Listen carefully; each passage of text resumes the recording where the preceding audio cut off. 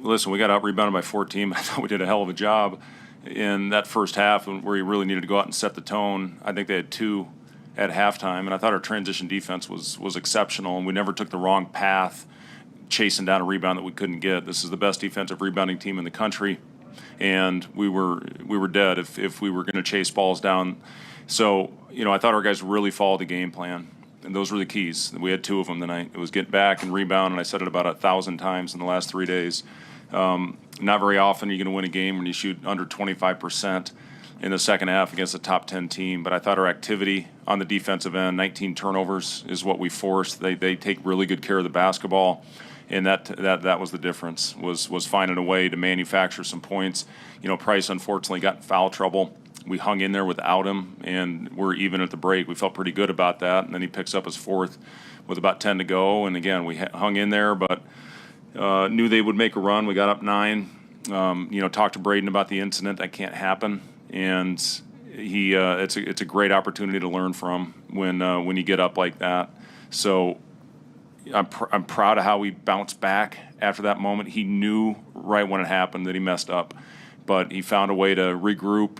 Hit a huge 3 for us a couple possessions later, and I thought made some really good defensive plays out there as well. But total team effort, Rink obviously was our offense tonight. Price, what do you have, 13 points in 20 minutes. I thought Jamarcus gave us good offensive minutes, but everybody that played I thought made a big contribution. Our communication was much better in the second half. First half, Kohler got loose on us. We adjusted, went to a switch, and did a better job. I think he made 1.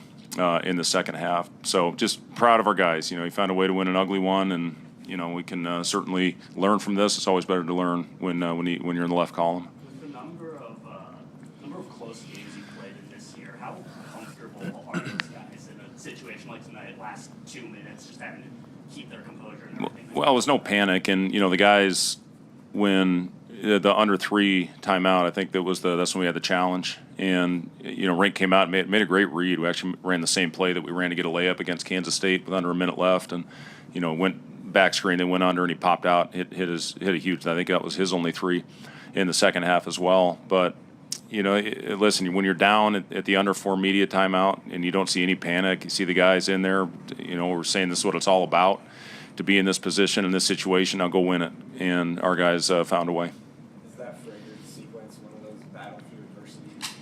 100%, yeah. And listen, I showed a couple plays in practice where we were going to get teed up, and I thought that was a key stretch in the Illinois game where their player got a tee and we went on a 7-0 run.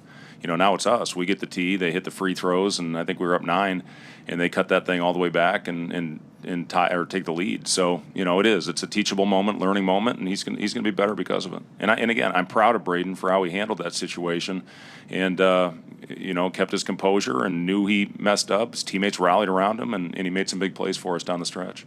Obviously would like to score more points on those turnovers, but to create 19 of just what you guys were so effectively on that. Just hands, activity. I thought the deflections, we weren't great early in the deflection category, but I really thought we got active on it, and that was the key to the turnovers. They play so fast, and for us to get back and force them into the half court, that's exactly what we needed to do.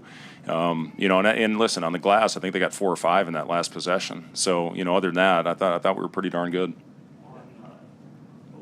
Offensively, how do you think you handled, and maybe even what adjustments do you think there were to Michigan State's length and just deterring shots at the rim? Well, yeah, and listen, they made some unbelievable plays where we thought we had layups, and they came out of nowhere. But that again, that's what they do. And we played. I thought Jamarcus was exceptional playing off 2 feet in the paint tonight and getting himself to the free throw line or finishing in there. When we got a little sped up, that's when we got in trouble. But again, that we haven't seen that kind of length in the paint. And you talk about it, you show them clips on it, but they just came out of nowhere on a couple of those plays. I thought we were pretty good from 3. Shoot, we shot 35 from 3. We'll take that and make 13 of them.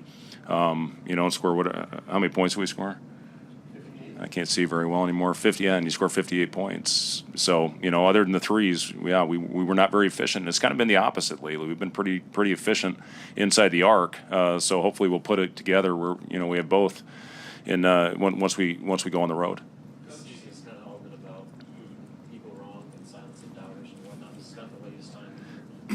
We're not worried about that. This team has been very businesslike in their approach. This is another game where we're at Pinnacle Bank Arena. It was one of the best crowds I've been a part of in my time here, and we certainly appreciate it. That played a huge factor in the win, and it was fun to see our guys celebrate. But once we got in the locker room, they're ready to move past it, and we got to bounce back tomorrow with a good mental day of prep and get one more day. We'll practice a little bit in travel day, but this is a hell of a tough turnaround to play back-to-back 8 o'clock games with 2 days prep, and now you go on the road for 2. So it's a great win for us. I'm not going to discount that. Huge win for our program, but we got to get past it and move on to Ohio State. Coach, you have a lot of local guys on this team. Just how much do you think that this means to them, and obviously getting a huge win for the program? Yeah, it is. It's a great win. We've done something that hasn't been done in this program ever, and running the table in the non-conference hasn't been done in almost 100 years. So there's a lot of things that these guys can be proud of. But at the same time, the most impressive thing to me about this group is how they've handled it. They haven't gotten big-headed. A lot of things have been written. And listen, if it flips, it's going to go the other way, and they got to handle that well. Hopefully it doesn't, but it's been a fun ride with this team, and they've seen how much effort and time you're putting into it to go out and execute game plans. Get chewed out at halftime and handle it and respond. And, it's, again, I've talked a lot about this group. They've been a joy to be around, and they've been fun because of their daily approach. And I promise you, they're going to be ready to go in the morning. We're going to do probably 2 20-minute stations. We'll shoot a little bit, and we'll get them off their feet. When you go on the road, you got to be fresh physically and mentally as much as possible. Had guys play a lot. Rink hadn't played this amount of minutes in a while, so it's going to be important, to get him back fresh and go out and hopefully play well on the road.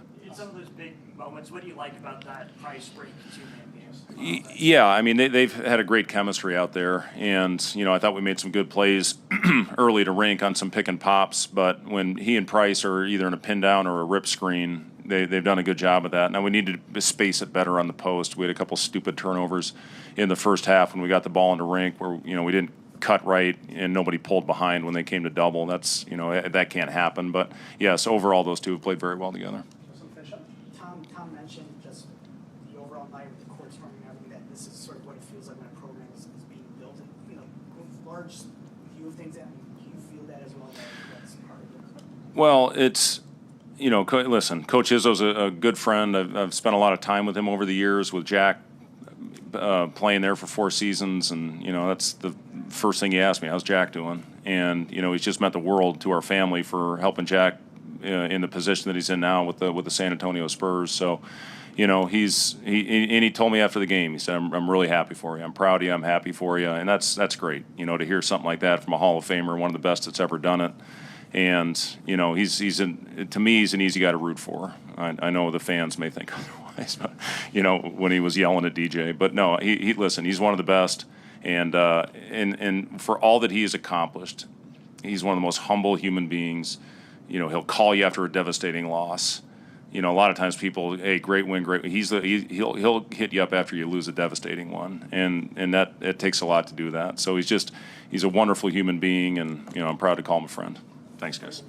Players momentarily.